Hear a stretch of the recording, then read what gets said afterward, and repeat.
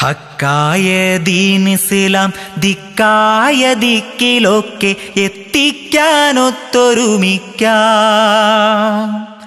ഇസ്ലാഹി class റൂമിൽ അതിനായി വന്നു ചേർന്ന് ഇസ്ലാമിൻ ശബ്ദം ശ്രവിക്കാം. എന്നും ഇസ്ലാമിൻ ശബ്ദം ശ്രവിക്കാം. ആരാധനക്കർഹൻ അല്ലാഹു ഏകൻ മാത്രം, അതു തന്നെ വലിയൊരു സത്യം. ആരാധനക്കർഹൻ അല്ലാഹു ഏകൻ മാത്രം, അതു തന്നെ വലിയൊരു സത്യം. അതു നമ്മൾ ലോകരോട് അറിയിക്കാൻ ധീരമായി എന്നെന്നും നമ്മളൊരുക്കം. ഇവിടെ എന്നെന്നും നമ്മളൊരുക്കം. ബിദ്അത്തുകളേറി വന്നു, അതിനൊപ്പം ജിന്നും ചേർന്നു, ശിർക്കിന്റെ വഴികൾ തുറന്നു. എതിരായിട്ടുള്ള വേദി പൊരുതാനായുള്ള വീതി നന്നായി കരുതുക നമ്മൾ. എന്നും നന്നായി കരുതുക നമ്മൾ. ഇസ്ലാഹി ക്ലാസ് റൂമോ ബഹുകാര്യ പാഠശാല, എല്ലാവർക്കും ഏറെ പഠിക്കാം. ഖുർആനിൻ പൊരുളറിയാം, തിരുചര്യ നേർക്കറിയാം, പരലോക ചിന്ത വളർത്താം.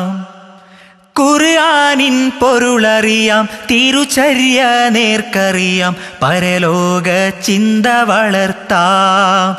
എന്നും പരലോക ചിന്ത വളർത്താം. ഉലമാക്കൾ ഏറെയുണ്ട്, സന്ദേഹം തീർത്തുകൊണ്ട് എപ്പോഴും നമ്മുടെ റൂമിൽ.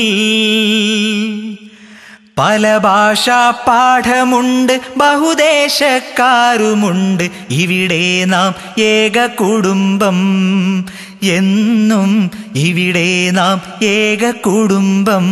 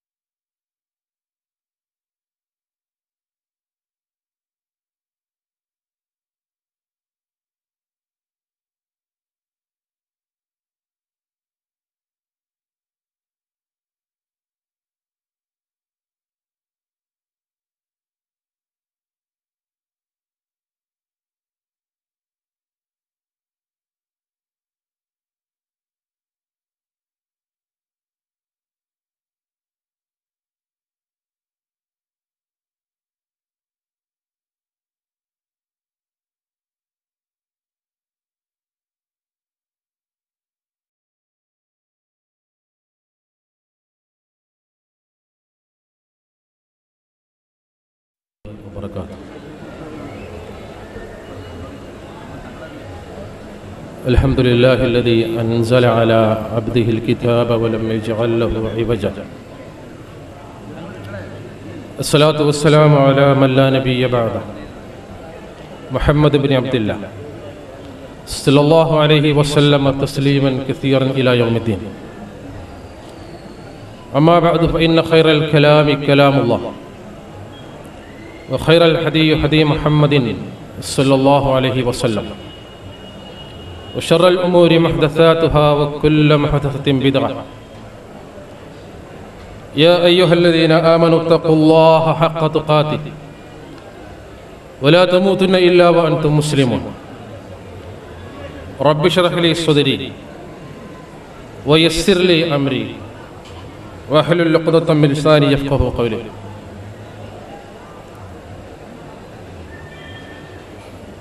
പ്രിയങ്കരനായ അധ്യക്ഷർ, ഉദ്ഘാടകൻ, വേദിയിലെ അതിഥികൾ, സദസ്സിൽ സംഗമിച്ചിരിക്കുന്ന സഹോദരന്മാരെ, സഹോദരികളെ,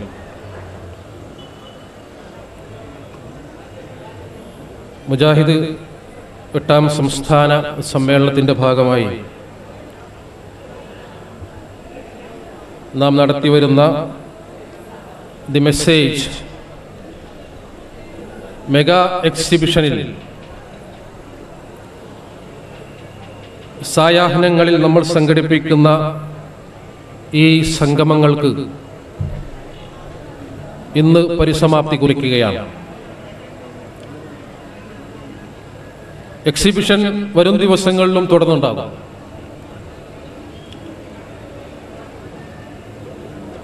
ഈ സമ്മേളനത്തിൻ്റെ ഭാഗമായി സമൂഹത്തിന് നാം കൈമാറാൻ ഉദ്ദേശിക്കുന്ന സന്ദേശം, ദി മെസ്സേജ്, അതാണ് നമ്മൾ ഇവിടെ ചർച്ച ചെയ്യുന്നത്. ലോകത്തുള്ള മുഴുവൻ മനുഷ്യരോടും നമുക്ക് പറയുവാനുള്ള സന്ദേശം ഒന്നാണ്. ഈ ഒരുക്കങ്ങളുടെ എല്ലാം ആത്യന്തികമായ ലക്ഷ്യം ഈ സന്ദേശം സൗഹാർദ്ദപരമായി ജനങ്ങൾക്ക് കൈമാറുക എന്നതാണ്. 26-ാം തീയതി മുതൽ തുടങ്ങിയ ഈ സന്ദേശ പ്രചാരണത്തിൻ്റെ വിശദമായ ചർച്ചകളും പഠനങ്ങളും കൂടിയാലോചനകളും വരും ദിവസങ്ങളിൽ മഹത്തായ സംസ്ഥാന സമ്മേളനത്തിൽ 41 സെഷനുകളിലായി വരാനിരിക്കുകയാണ്. നമ്മളെല്ലാവരും ഒരു യാത്രയിലാണ്. ആ യാത്രയിൽ ഒരുപാട് ഇടത്താവളങ്ങൾ, കൊച്ചു കൊച്ചു ഇടത്താവളങ്ങൾ. ഇപ്പൊ നമ്മൾ ഇവിടെ വിശ്രമിക്കുന്നു. ഒരല്പസമയം ഈ കൂട്ടായ്മയിൽ നമ്മൾ കണ്ണികളായി ഇവിടെ സംഗമിച്ചിരിക്കുന്നു. ഇതൊരിക്കലും സ്ഥിരമായ ഇരുത്തമല്ല. ഈ പ്രോഗ്രാം കഴിഞ്ഞാൽ നമ്മളെല്ലാവരും തിരിച്ച് വീടുകളിലേക്ക് പോകും. നമ്മുടെ ജീവിതം തന്നെ വലിയ ഒരു യാത്രയിലെ ഇടത്താവളമാകുന്നു എന്ന വളരെ ഗൗരവതരമായ ഖനപ്പെട്ട ഒരു മെസ്സേജ്,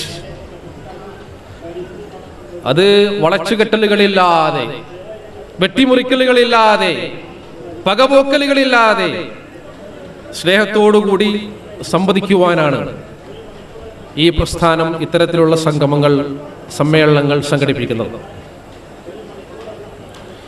മേൽവിലാസമില്ലാത്ത ഒരു കാലഘട്ടം, ആരാണെന്ന് പോലും പറയുവാൻ കഴിയാത്ത, എന്താണെന്ന് പോലും പറയുവാൻ കഴിയാത്ത, അഡ്രസ്സില്ലാത്ത, തറവാടില്ലാത്ത, ആർക്കും കുറിച്ചു കൊടുക്കുവാൻ വഴിയടയാളങ്ങളില്ലാത്ത ഒരു കാലഘട്ടം നമുക്കെല്ലാവർക്കും കഴിഞ്ഞു പോയിട്ടുണ്ട്. അതെന്റെ മുമ്പിലിരിക്കുന്ന നിങ്ങളും ഈ വേദിയിലിരിക്കുന്ന ഞങ്ങളും സമ്മതിക്കുന്ന ഒരു മഹാസത്യമാണ്, പരമമായ സത്യമാണ്. നമുക്ക് ഒരു നൂറ്റാണ്ട് മുമ്പ് മേൽവിലാസമുള്ള ആരും ഇവിടെയില്ല. വിശുദ്ധ ഖുർആനിൽ സൂറത്തുൽ ഇൻസാൻ ആദ്യ ഭാഗത്ത് മനുഷ്യന്റെ ബുദ്ധിയെയും ചിന്തയെയും ശ്രദ്ധയെയും തൊട്ടുനിർത്തിക്കൊണ്ട് പറയുന്ന ഒരു കാര്യമുണ്ട്. ഇപ്രകാരം സ്വന്തമായ വിലാസം പറയുവാൻ പോലും കഴിയാത്ത ഒരു കാലഘട്ടം നിനക്ക് കഴിഞ്ഞു പോയിട്ടില്ലേ മനുഷ്യ? നീ ആരായിരുന്നുവെന്നും എന്തായിരുന്നുവെന്നും പറയുവാൻ കഴിയാത്ത കാലമായിരുന്നു അത്. നിനക്കൊരു മേൽവിലാസം കുറിച്ചു കൊടുക്കുവാൻ കഴിയാത്ത കാലഘട്ടം. ഹൽ അതാ അലൽ ഇൻസാൻ ഹീനും മിനദ് ദഹർ ലം യകുൻ ശൈഅൻ മദ്കൂറ. എന്റെ ശബ്ദം കേൾക്കുന്ന എല്ലാ സഹോദരന്മാരും സഹോദരികളും അംഗീകരിക്കുന്ന ഒരു പച്ചപരമാർത്ഥമാണത്, പച്ചപരമാർത്ഥമാണ്. പിന്നീട് കാലത്തിന്റെ ഏതോ ഒരു ദശാസന്ധിയിൽ വർഷങ്ങൾക്ക് മുമ്പ് നമ്മുടെ മാതാവിന്റെ ഗർഭപാത്രത്തിൽ ഒരു സിദ്ധാന്തമായി നമ്മൾ രൂപം കൊണ്ടു. അങ്ങനെ 8-9 മാസക്കാലം അവിടെ കഴിച്ചുകൂട്ടി. ആ കാലഘട്ടം നമുക്ക് ഓർമ്മയുണ്ടോ? ആ കാലഘട്ടം നമുക്ക് ഓർമ്മയില്ല. അവിടെ നമുക്ക് ആവശ്യമായ പോഷണങ്ങൾ ലഭിച്ചുകൊണ്ടിരുന്നു. രക്തചംക്രമണം നടന്നുകൊണ്ടിരുന്നു. വികാര വിചാരങ്ങൾ നമ്മൾ അനുഭവിച്ചു. നമുക്ക് വേണ്ട ഓക്സിജൻ നമ്മുടെ ശരീരത്തിലേക്ക് സന്നിവേശിപ്പിക്കപ്പെട്ടു. നമ്മൾ തീർത്തും അവിടെ ജീവിക്കുകയായിരുന്നു. പക്ഷേ ആ കാലഘട്ടം നമുക്കറിയുകയില്ല. ആർക്കാണ് അറിയുക? അന്നത്തെ അനുഭവങ്ങൾ പങ്കുവെക്കുവാൻ കഴിയുന്ന ആരെങ്കിലും എന്റെ മുമ്പിലുണ്ടോ? ഇല്ല. നമ്മുടെ മാതാക്കൾ പ്രയാസങ്ങൾക്കുമേൽ പ്രയാസം സഹിച്ചുകൊണ്ട് നമ്മളെ ഗർഭം ചുമന്നു. അതാരാ പറഞ്ഞത്? മനുഷ്യന്റെ സൃഷ്ടാവായ പടച്ചതമ്പുരാൻ ഗർഭാവസ്ഥയിലെ ഒരു സ്ത്രീയുടെ പ്രയാസത്തെ സർട്ടിഫൈ ചെയ്തു. പടച്ചവൻ കൊടുത്ത സർട്ടിഫിക്കറ്റ് ആണ്. അതെന്താ? ഹമലതുഹു ഉമ്മുഹു വഹ്നൻ അലാ വഹ്ൻ വഹ്നൻ അലാ വഹ്ൻ. പ്രയാസങ്ങൾക്കുമേൽ പ്രയാസം സഹിച്ചുകൊണ്ടാണ് നിന്റെ മാതാവ് നിന്നെ ഗർഭം ചുമന്നത്. ആ പ്രയാസം നിനക്ക് മനസ്സിലാവുകയില്ല. നീ അവിടെ വളരുകയായിരുന്നു, പരിചരിക്കപ്പെടുകയായിരുന്നു, ലാളിക്കപ്പെടുകയായിരുന്നു, സംരക്ഷിക്കപ്പെടുകയായിരുന്നു. നിനക്കതിൽ യാതൊരു റോളും ഇല്ല. ആ മാതാവിന്റെ പ്രയാസത്തെ ഒന്നുകൂടി വ്യാഖ്യാനിച്ചുകൊണ്ടാണ് വിശുദ്ധ ഖുർആൻ പറഞ്ഞത്, അനിഷ്കുർലി വലിവാരിദൈക്, എനിക്ക് നീ നന്ദി ചെയ്യണം, ഞാൻ നിന്റെ സൃഷ്ടാവാണ് എന്ന് പറഞ്ഞതിനോട് ചേർത്തുകൊണ്ട് പറഞ്ഞ ആ സ്ഥാനം നോക്കൂ നിങ്ങൾ. എത്ര മഹത്തരമാണ്, എത്ര ഉന്നതമാണ്. നിന്റെ മാതാപിതാക്കൾക്കും നീ നന്ദി ചെയ്യണം, എന്നെ ആരാധിക്കണമെന്ന കനപ്പെട്ട സന്ദേശം മാനവകുലത്തിന് കൊടുത്ത സൃഷ്ടാവായ പടച്ചതമ്പുരാൻ അതിനോട് ചേർത്തു പറഞ്ഞ മനുഷ്യന്റെ ബാധ്യതയാണ് മാതാവിനും പിതാവിനും നന്ദി ചെയ്യുവാനും കരുണ കാണിക്കുവാനുമുള്ള ബാധ്യത. അങ്ങനെ ഒരു കാലഘട്ടം നമുക്ക് കഴിഞ്ഞുപോയി. അവിടെ നിന്നും നമ്മൾ ഈ ലോകത്തേക്ക് പറന്നു വീണു. നമ്മളിങ്ങനെ സഞ്ചരിക്കുകയാണ്. ഒരുപാട് ആഗ്രഹങ്ങൾ നമുക്കുണ്ട്. നമ്മൾ അധ്വാനിക്കുന്നു, നമ്മൾ പ്രയാസപ്പെടുത്തുന്നു, നമ്മൾ വേവലാതിപ്പെടുത്തുന്നു, നമ്മൾ നമ്മുടെ മനസ്സിനെ പലതരം ചിന്തകൾക്ക് വിധേയമാക്കുന്നു. ഭൗതിക ലോകത്ത് സുന്ദരമായ ഒരു ജീവിതം കെട്ടിപ്പടിക്കുന്നതിന് വേണ്ടി രാപ്പകൽ നമ്മൾ അധ്വാനിക്കുന്നു. എന്തിനു വേണ്ടിയാണ് അധ്വാനിക്കുന്നത്? ഈ ലോകത്ത് സ്വസ്ഥമായ, സമാധാനപൂർണമായ, ശാന്തിയോടുകൂടിയുള്ള, അല്ലലുകളും അലട്ടലുകളും ഇല്ലാത്ത ഒരു ജീവിതത്തിനു വേണ്ടി. പക്ഷേ പലപ്പോഴും മനുഷ്യന് സാധിക്കുന്നില്ല. ഇവിടെ നമ്മൾ പരമാവധി പരിഗണന കൊടുക്കുന്നത് നമ്മുടെ ശരീരത്തിലാണ്, നമ്മുടെ ഭൗതികമായ ആവശ്യങ്ങൾക്കാണ്, നമ്മുടെ ഇച്ഛകൾ പൂർത്തീകരിക്കുന്നതിന് വേണ്ടിയാണ്. പക്ഷെ സാധിക്കുന്നില്ല.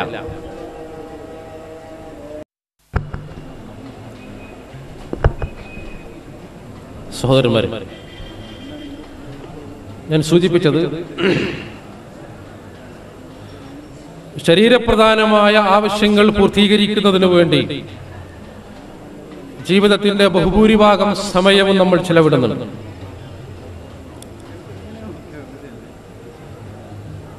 പക്ഷെ അതിസങ്കീർണമായ നമ്മുടെ മസ്തിഷ്കം, നമ്മുടെ കിഡ്നികൾ, നമ്മുടെ രക്തചംക്രമണ വ്യൂഹം, നമ്മുടെ ദഹന പ്രക്രിയ, ശരീരത്തിലെ കോശങ്ങൾ, ശ്വാസോച്ഛ്വാസം, അങ്ങനെ ഓരോ പ്രക്രിയകൾ എടുത്തു നോക്കിയാലും ഈ ശരീരത്തിനപ്പുറം മനുഷ്യൻ മറ്റെന്തോ ആണ്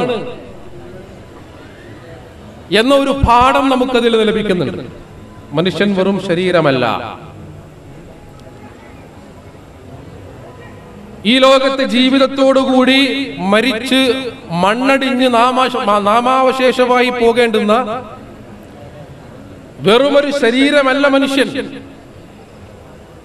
അതിനപ്പുറം എന്തോ ഒരു ചൈതന്യം, ഒരാത്മാവ്, ഒരു മനസ്സ്, ഒരു സത്ത ഈ ഭൗതികമായ ശരീരത്തിനകത്ത് കുടിയിരിക്കുന്നുണ്ട്, ജീവനോടുകൂടി നിലനിൽക്കുന്നുണ്ട് എന്ന ഒരു യാഥാർത്ഥ്യം അല്പമൊന്ന് ചിന്തിക്കുന്ന, ഉറ്റാലോചിക്കുന്ന എല്ലാ മനുഷ്യർക്കും ബോധ്യപ്പെടുന്ന പരമമായ ഒരു സത്യമാണ്. പരമമായൊരു സത്യമാണ്.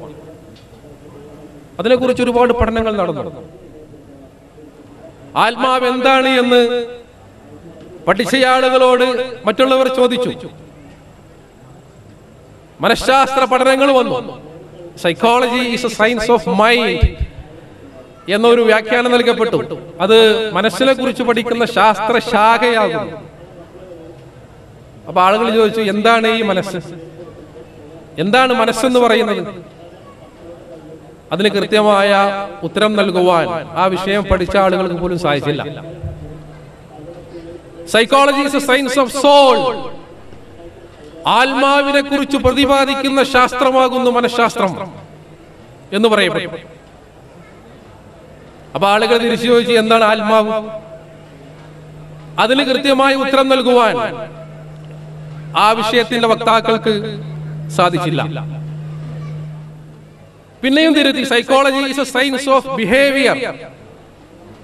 മനുഷ്യന്റെ പെരുമാറ്റ രീതികളെ കുറിച്ച് പഠിക്കുന്ന ശാസ്ത്രമാകുന്നു മനഃശാസ്ത്രം എന്ന് പറയുന്നത്.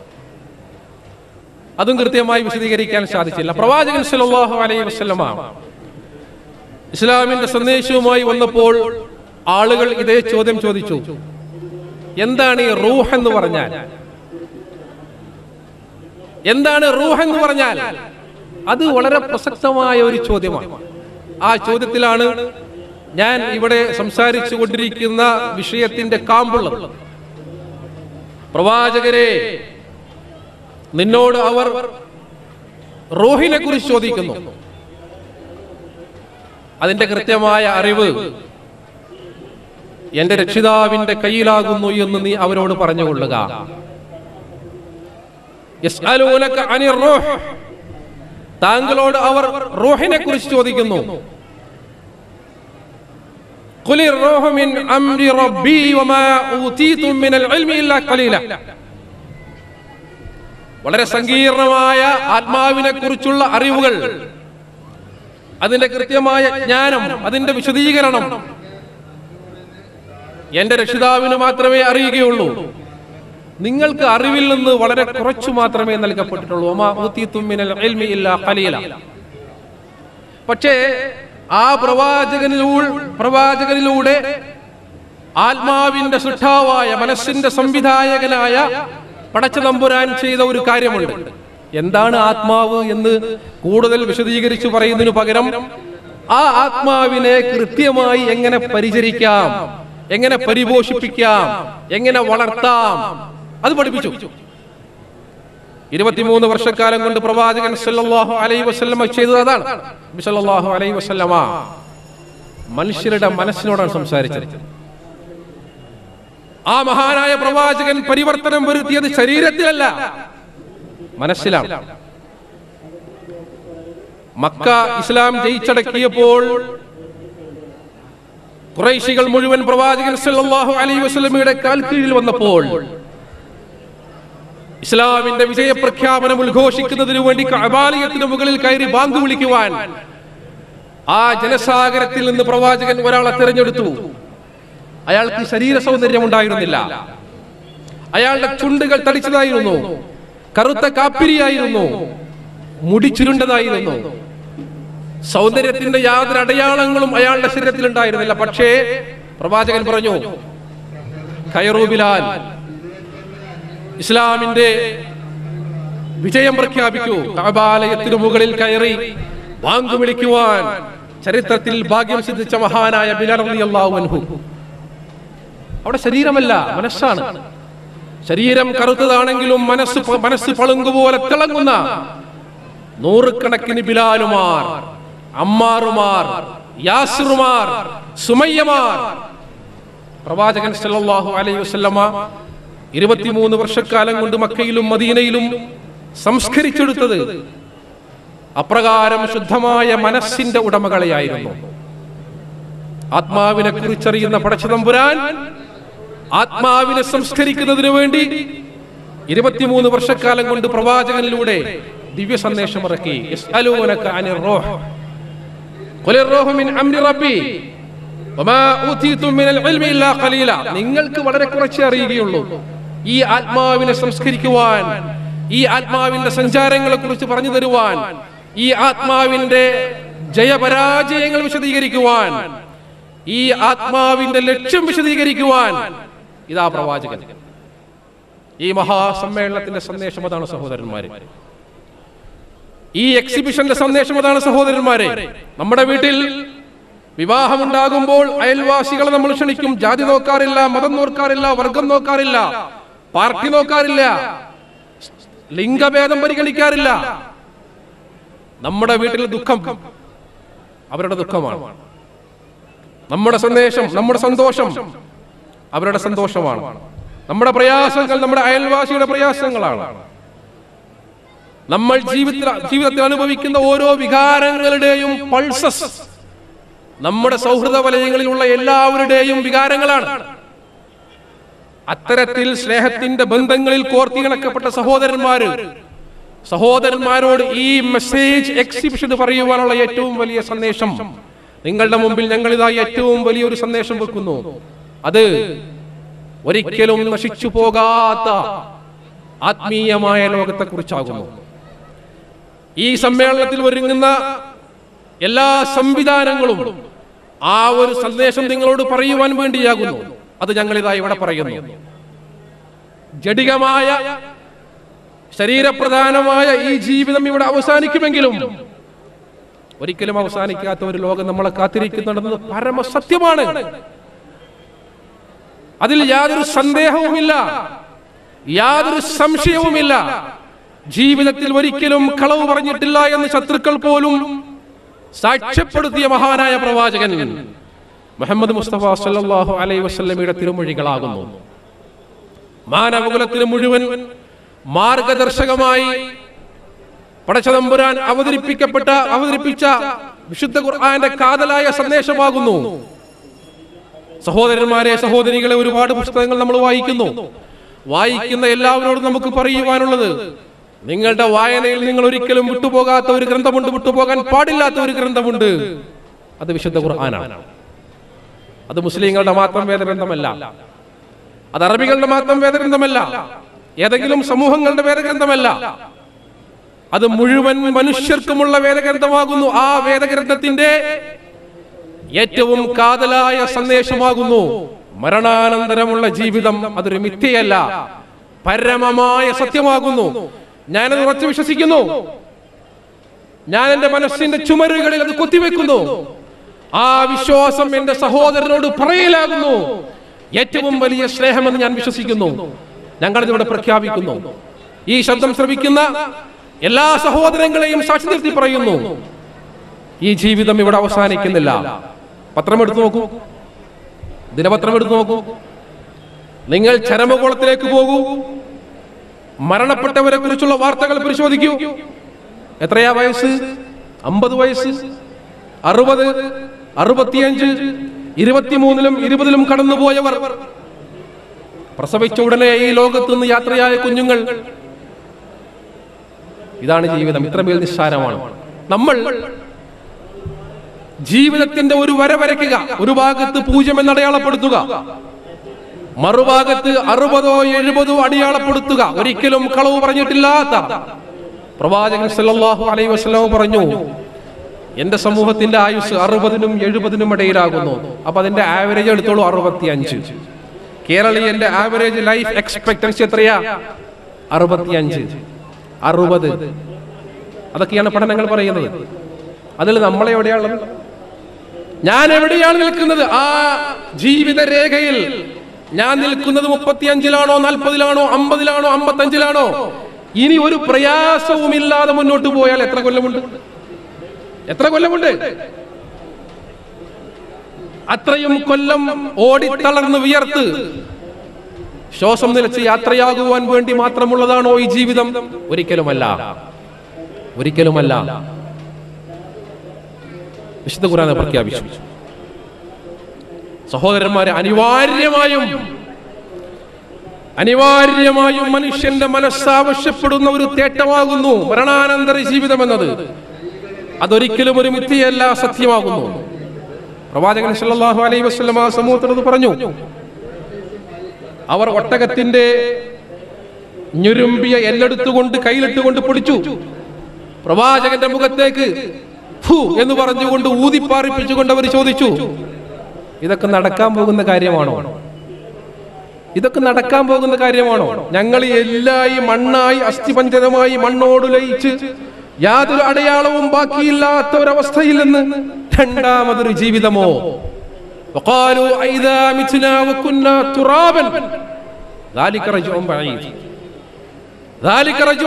അസംഭവ്യമായ വിദൂരമായ ഒരിക്കലും സാധിക്കുവാൻ സാധ്യതയില്ലാത്ത പൊട്ടക്കഥയാകുന്നു അത് എന്ന് പ്രവാചകന്റെ കാലത്തുണ്ടായിരുന്ന പരലോക നിഷേധികൾ പറഞ്ഞു. അത് പഴയ ചോദ്യമാണ്, അത് പഴഞ്ചനാണ്. ചില ആളുകൾ പറയുന്നു ഇന്ന് അത് ഏറ്റവും വലിയ ബുദ്ധിയുടെ ചോദ്യമാകുന്നു. അത് ബുദ്ധിയുടെ ചോദ്യമല്ല, വളരെ പഴഞ്ചനാണ്. ഈ ലോകത്തേക്ക് കടന്നു വന്ന 1.25 ലക്ഷത്തിൽ പരം വരുന്ന പ്രവാചകന്മാർ അടിസ്ഥാനപരമായി ഈ സന്ദേശം പറഞ്ഞപ്പോൾ അതാത് സമൂഹങ്ങളിൽ നിന്ന് അപ്രകാരം സംശയം ഉന്നയിച്ചിട്ടുണ്ട്. ഒരിക്കലും വിദ്യയല്ല. നോക്കൂ, നിങ്ങൾ 1-2 ഉദാഹരണങ്ങൾ മാത്രം ഞാൻ പറയാം. നേരത്തെ ഞാനിവിടെ ഗർഭാവസ്ഥയിൽ ഒരു സ്ത്രീ സഹിക്കുന്ന പ്രയാസങ്ങളെ കുറിച്ച് പറഞ്ഞു. 8 മാസം 9 മാസം പ്രയാസങ്ങൾക്കുമേൽ പ്രയാസം സഹിച്ച ഒരു മാതാവ് ഒരു കുഞ്ഞിനെ ഗർഭം ചുമന്ന് പ്രസവമുറിയിൽ വെച്ചുകൊണ്ട് ആ കുഞ്ഞിന് ജന്മം നൽകി. പ്രസവാവസ്ഥയിൽ ഒരു സ്ത്രീ അനുഭവിക്കുന്ന പ്രയാസങ്ങളെ ശാസ്ത്രം വിശദീകരിച്ചിട്ടുണ്ട്. മരണത്തിനോടടുത്ത വേദന, 200-ൽ പരം അസ്ഥികൾ ഒരുമിച്ച് കഷ്ണമായി പോകുന്ന വേദന. അങ്ങനെ ഒരു മാതാവ് ഒരു കുഞ്ഞിന് ജന്മം നൽകി.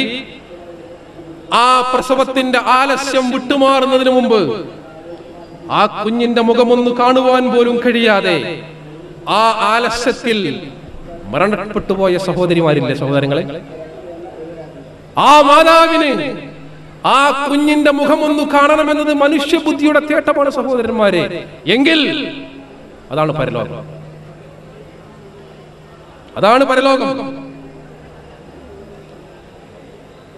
ഒരുപാട് സഹോദരന്മാരും സഹോദരിമാരും വിവാഹം കഴിച്ച് സന്തോഷത്തോടു കൂടി പോകുന്നത് കാണുമ്പോൾ, അവർ ആനന്ദിക്കുന്നത് കാണുമ്പോൾ, ഉല്ലസിക്കുന്നത് കാണുമ്പോൾ, ചിരിക്കുന്നതും കളിക്കുന്നതും കാണുമ്പോൾ വിരൂപിയായ ഒരു പെൺകുട്ടി,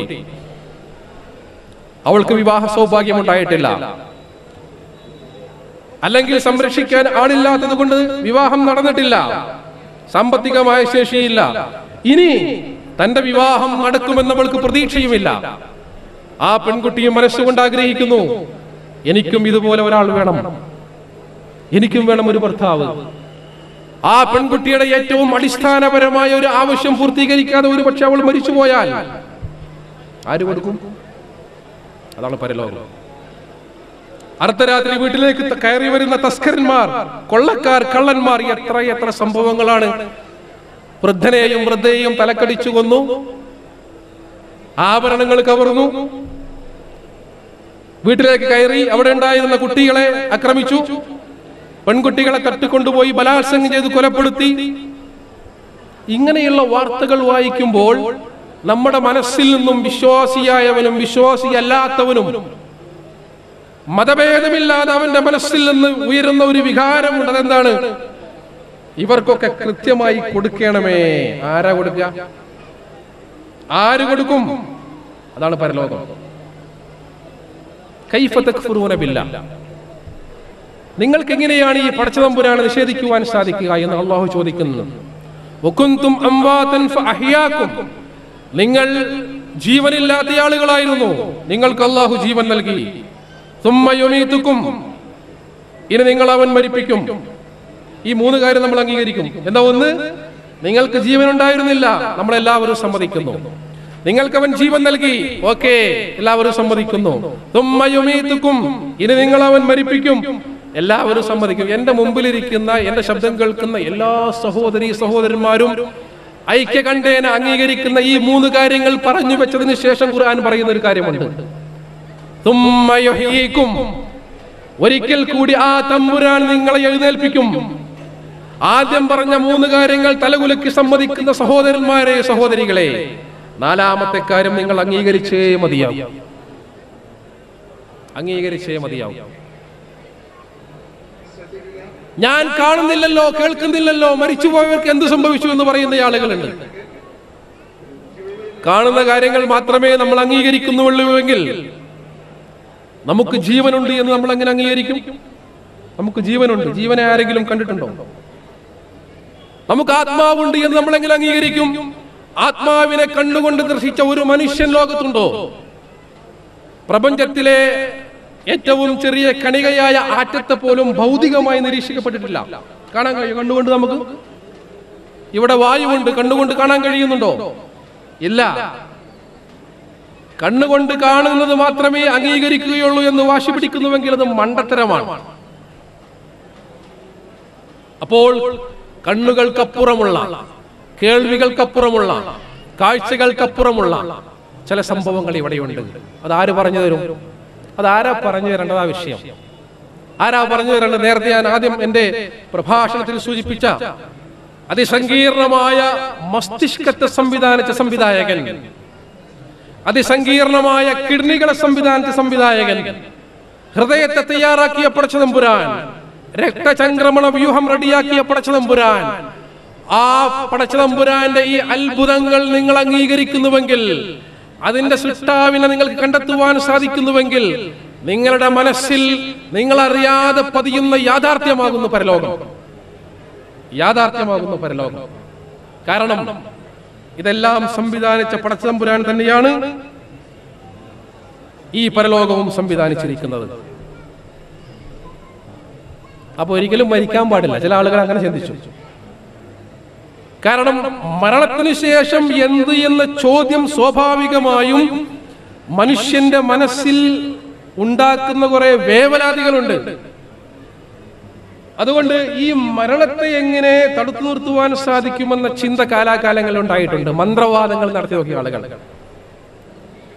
എല്ലാ ഭാഷകളിലെയും കഥകളും നോവലുകളും വായിച്ചാൽ കാണുന്ന ഒരു മിത്തുണ്ട്. ആ മിത്ത് എന്തെന്ന് വെച്ചാൽ, അത്ഭുത ദ്വീപിൽ കാണുന്ന അത്ഭുത സിദ്ധിയുള്ള ചെടിയെ കുറിച്ച്, പാലാഴി കടഞ്ഞെടുക്കുന്ന അമൃതിനെ കുറിച്ച്, അതേപോലെ തന്നെ പ്രായമാകാതിരിക്കുവാനുള്ള ഗവേഷണങ്ങളെ കുറിച്ച്, ഇതൊക്കെ മനുഷ്യൻ കാലാകാലങ്ങളായി നടത്തിക്കൊണ്ടിരിക്കുന്നുണ്ട്. പക്ഷേ ആ ചർച്ചകൾക്കും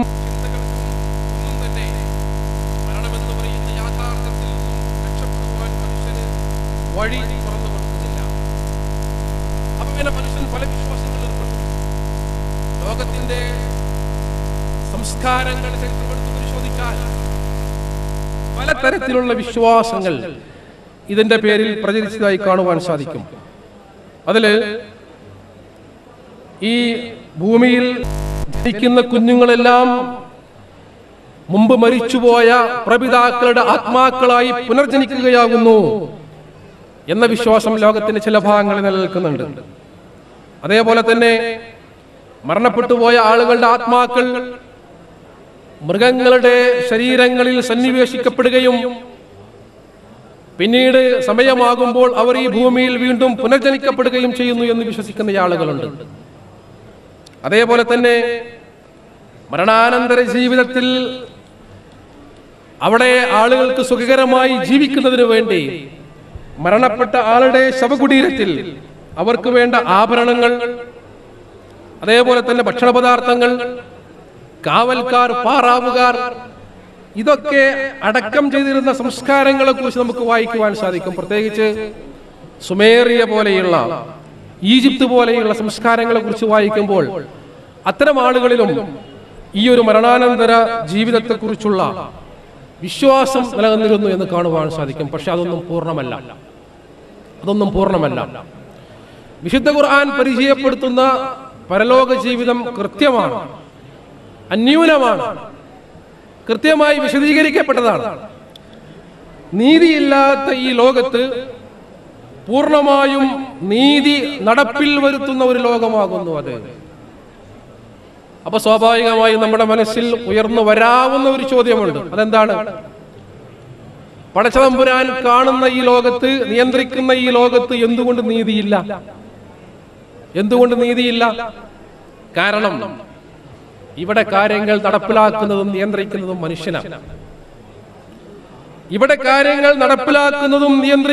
മനുഷ്യനാണ്. എന്നാൽ മനുഷ്യന് യാതൊരു നിയന്ത്രണവുമില്ലാത്ത, റോളുമില്ലാത്ത മരണാനന്തര ലോകത്ത് ഈ പ്രപഞ്ചത്തിന്റെ സൃഷ്ടാവായ പടച്ചതമ്പുരാനാകുന്നു കാര്യങ്ങൾ നിയന്ത്രിക്കുന്നത്. മാലിക് യൗമിദ്ദീൻ, മാലിക് യൗമിദ്ദീൻ, പ്രതിഫല നാളിന്റെ ഉടമസ്ഥൻ അവനാകുന്നു പടച്ചതമ്പുരാൻ. ആ പടച്ചതമ്പുരാൻ കൃത്യമായ നീതി നടപ്പിലാക്കുന്ന, തുല്യമായ നീതി നടപ്പിലാക്കുന്ന ഒരു ലോകം വരാനിരിക്കുന്നു എന്ന മഹാസന്ദേശമാണ് ഈ സംസാരത്തിന്റെ രത്നച്ചുരുക്കമായി നിങ്ങളോട് എനിക്ക് പറയുവാനുള്ളത്. ഞാൻ സംസാരം അവസാനിപ്പിക്കുകയാണ്. സഹോദരന്മാരെ, പ്രയാസപ്പെടുന്ന, കഷ്ടപ്പെടുന്ന, വേവലാതികൾ അനുഭവിക്കുന്ന, പലതരത്തിൽ ജീവിക്കുന്ന ആളുകൾ ഈ ലോകത്തുണ്ട്. അവർക്കെല്ലാവർക്കും സന്തോഷത്തിന്റെയും സമാധാനത്തിന്റെയും നീതിയുടെയും ഒരു ലോകം ഈ പ്രപഞ്ചത്തിന്റെ പടച്ചതമ്പുരാൻ ഒരുക്കി വെച്ചിരിക്കുന്നു. ആ ലോകത്തേക്കുള്ള അധ്വാനമാകുന്നു ഏറ്റവും വലിയ അധ്വാനം. ആ ലോകത്തെ വിജയമാകുന്നു ജീവിതത്തിലെ ഏറ്റവും വലിയ വിജയം. ആ ലോകത്തെ പരാജയമാകുന്നു ജീവിതത്തിലെ ഏറ്റവും വലിയ പരാജയം. അത് അനന്തമായ ജീവിതമാകും. അനന്തമായ ജീവിതമാകുന്നു. ഇവിടെ മരണമില്ല, അവിടെ മരണമില്ല. തുച്ഛമായ ഈ ജീവിതത്തിൽ ചെറിയ ചില നീക്കുപോക്കുകളിലൂടെ നമ്മുടെ ജീവിതത്തെ ക്രമപ്പെടുത്തുവാൻ നമ്മുടെ സൃഷ്ടാവായ പടച്ചതമ്പുരാൻ ആവശ്യപ്പെട്ടു. അത് മാത്രം ചെയ്താൽ മതി. അത് മാത്രം ചെയ്താൽ മതി. നിങ്ങൾ കാണേണ്ട കാര്യങ്ങൾ എന്താണ്, കാണാൻ പാടില്ലാത്ത കാര്യങ്ങൾ എന്താണ്, നിങ്ങൾ സംസാരിക്കേണ്ട കാര്യങ്ങൾ എന്താണ്, സംസാരിക്കാൻ പാടില്ലാത്ത കാര്യങ്ങൾ എന്താണ്, നിങ്ങൾ ചെയ്യേണ്ട കാര്യങ്ങൾ എന്താണ്, ചെയ്യുവാൻ പാടില്ലാത്ത കാര്യങ്ങൾ എന്താണ്. ഇങ്ങനെ കൃത്യമായി മനുഷ്യന്റെ ഓരോ പ്രവർത്തനങ്ങൾക്കും നിയന്ത്രണവും നിർദ്ദേശങ്ങളും പടച്ചതമ്പുരാൻ വെച്ചു. ആ ചെറിയ നിയന്ത്രണങ്ങളും നിർദ്ദേശങ്ങളും അനുസരിച്ചുകൊണ്ട് ജീവിച്ചാൽ വിശാലമായ പരലോകത്ത് സ്വർഗീയ ഭവനത്തിൽ എത്തിച്ചേരുവാൻ സാധിക്കുമെന്ന് വിശുദ്ധ ഖുർആൻ സംശയലേശമെന്നെ നമുക്ക് മുമ്പിൽ പ്രഖ്യാപിക്കുന്നുണ്ട്. ആ ജീവിതത്തെ ലക്ഷ്യമായി കാണുവാനും അവിടെ വിജയിക്കുവാനും അതിനുവേണ്ടി അധ്വാനിക്കുവാനുമുള്ള സന്മനസ്സുണ്ടാവണം. അള്ളാഹു നമ്മെ അനുഗ്രഹിക്കുമാറാകട്ടെ. പ്രിയങ്കരനായ സുലൈമാൻ മേൽപ്പത്തൂരിന് വേണ്ടി സമയം ഒഴിഞ്ഞുകൊടുത്തുകൊണ്ട് സംസാരം ശ്രവിച്ചതിന് നന്ദി രേഖപ്പെടുത്തിക്കൊണ്ട് അവസാനിപ്പിക്കുന്നു. അസ്സലാമു അലൈക്കും വറഹ്മത്തുള്ളാഹി വബറകാതുഹു. കേരള ഇസ്ലാഹി ക്ലാസ് റൂം ആഗോള ഗ്രാമത്തിലെ ആദർശജാലകം. ലോകത്തിന്റെ വിവിധ ഭാഗങ്ങളിൽ നടക്കുന്ന സമ്മേളനങ്ങളുടെയും പൊതുപരിപാടികളുടെയും ജുമുഅ ഖുത്ബകളുടെയും തത്സമയ സംപ്രേഷണം, റെക്കോർഡ് ടെലികാസ്റ്റ്, വിവിധ രാജ്യങ്ങളിൽ നിന്നുള്ള പണ്ഡിതന്മാരും പ്രബോധകന്മാരും നേതൃത്വം നൽകുന്ന ഖുർആൻ, ഹദീസ്, ഫിഖ് പഠന ക്ലാസുകൾ, പൊതുപ്രഭാഷണങ്ങൾ, ചർച്ചകൾ, സംശയ നിവാരണം, ആദർശ സംവാദങ്ങൾ, വനിതാവേദി, സർഗവേദി, ഹെൽത്ത് ക്ലാസ്, ഓൺലൈൻ മദ്രസ തുടങ്ങി സമ്പുഷ്ടമായ ആദർശ വൈജ്ഞാനിക സംരംഭം. ജോലിക്കിടയിലും വീട്ടിലാവുമ്പോഴും ഇസ്ലാം പഠിക്കാനും പ്രബോധനത്തിൽ പങ്കാളിയാവുന്നതിനുമുള്ള സുവർണാവസരം. കേരള ഇസ്ലാഹി ക്ലാസ് റൂം. കൂടുതൽ വിവരങ്ങൾക്ക് www.islahiclassroom.com. പഠനത്തിന്റെയും പ്രബോധനത്തിന്റെയും പുതിയ വാതിലുകൾ തുറന്നിടുന്ന ആധുനികവും ഏറെ അയത്നലളിതവുമായ ഒരു സംവിധാനമാണ് ബൈലക്സ് മെസഞ്ചർ ക്ലാസ് റൂം. ലോകത്തിന്റെ വിവിധ കോണിലുള്ളവരെ വിജ്ഞാനത്തിന്റെ വീഥിയിൽ കോർത്തിണക്കുന്ന അതിനൂതനമായ സംരംഭമാണിത്. ഈ രംഗത്ത് കേരള ഇസ്ലാഹി ക്ലാസ് റൂം ആദർശ പ്രബോധന സംരംഭങ്ങളുമായി സജീവമായി പ്രവർത്തിക്കുന്നു. നാട്ടിലും മറുനാട്ടിലുമുള്ള പണ്ഡിതന്മാരെയും പ്രവർത്തകരെയും സാധാരണക്കാരെയും ഒരേ കുടക്കീഴിൽ കൊണ്ടുവരുന്ന ഈ സംവിധാനം ഇന്ന് ഏറെ ശ്രദ്ധിക്കപ്പെടുന്നുണ്ട്. ഇന്റർനെറ്റിന്റെ വ്യാപകമായ ഉപയോഗം ഇതിനെ ഒരു മുഴുസമയ പ്രബോധന പഠന സംവിധാനമാക്കി മാറ്റിക്കഴിഞ്ഞു. പ്രത്യേകമായ സാമ്പത്തിക ചെലവുകളോ സാങ്കേതിക വൈദഗ്ധ്യമോ കൂടാതെ തന്നെ ഏതൊരാൾക്കും ഉപയോഗിക്കാൻ കഴിയുന്ന ലളിതമായ സംവിധാനമാണിത്. പ്രോഗ്രാമുകളുടെ വീഡിയോ സഹിതമുള്ള സംപ്രേഷണം, പബ്ലിക് പ്രൈവറ്റ് ചാറ്റിംഗ്, ഫയലുകളുടെ ഓൺലൈൻ കൈമാറ്റം തുടങ്ങി ബൈലക്സ് മെസഞ്ചർ നമുക്ക് നൽകുന്ന സൗജന്യ സേവനങ്ങൾ നിരവധിയാണ്. ഇന്ത്യക്ക് പുറമെ Saudi Arabia, UAE, Qatar, Kuwait, Bahrain, Oman തുടങ്ങി നിരവധി രാജ്യങ്ങളിലെ ഇസ്ലാഹി സെന്റർ ദായിമാരും പണ്ഡിതന്മാരും പ്രവർത്തകരും അനുഭാവികളും ഇന്ന് കേരള ഇസ്ലാഹി ക്ലാസ് റൂമിന്റെ സജീവ സാന്നിധ്യങ്ങളാണ്. അമേരിക്കൻ ഐക്യനാടുകളിലും യൂറോപ്യൻ രാജ്യങ്ങളിലും നമുക്ക് ശ്രോതാക്കളുണ്ട്. ക്ലാസ് റൂമിൽ പങ്കെടുക്കാൻ ഒരാൾക്കുള്ള സൗകര്യം ഉപയോഗിച്ചുകൊണ്ട് തന്നെ ഒരേ സമയം നിരവധി പേർക്ക് കാര്യങ്ങൾ പഠിക്കാനും മനസ്സിലാക്കാനും സാധിക്കുന്നു. ഈ മഹാസംരംഭത്തിൽ നിങ്ങളുടെ പങ്കാളിത്തം ഉറപ്പുവരുത്താനും അറിവിന്റെ പങ്കുവെപ്പിൽ ഒരു കണ്ണിയായി ചേരാനും www.islahiclassroom.com സന്ദർശിക്കുക. www.islahiclassroom.com. കേരള ഇസ്ലാഹി ക്ലാസ് റൂം ആഗോള ഗ്രാമത്തിലെ ആദർശജാലകം.